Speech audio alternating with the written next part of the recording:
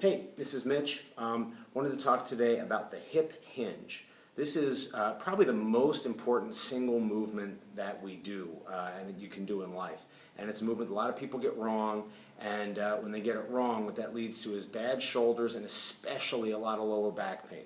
So you get this move right, it's really surprising how that lower back's going to loosen up for you. So what we're going to do, we like to kind of start it with the stick, and I'll show you how that works. So we want to bring the stick behind our back, and we want 3 points of contact. We want our butt, our upper back, and the back of our head. And the reason that we want that is that that's going to give us a neutral spine. Okay? Once those 3 things are locked in a straight line, that's a neutral spine position. That's where we want to be most of the time. All the time if possible. Of course that doesn't work. But so when we move, we want to push our hips back, okay? Just like that, maintaining all 3 points of contact. Okay? Now what a lot of people do is instead of thinking about pushing their hips back, they think about bending over.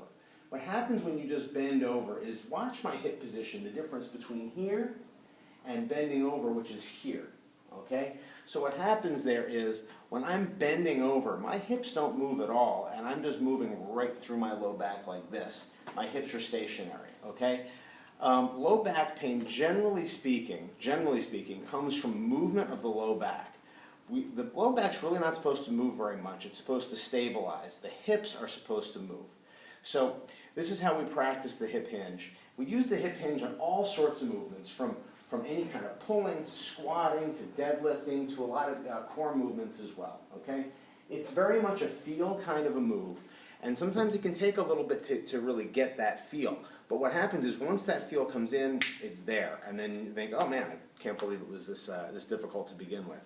But just working that hip hinge can really help, again, relieve a lot of low back pain. It can help relieve your knees, knee pain, shoulder pain, and just overall good posture. So it's a crucial move, and that's why we really emphasize it pretty heavily here. So hope you're having a good day. Let me know if you have any questions. Thanks.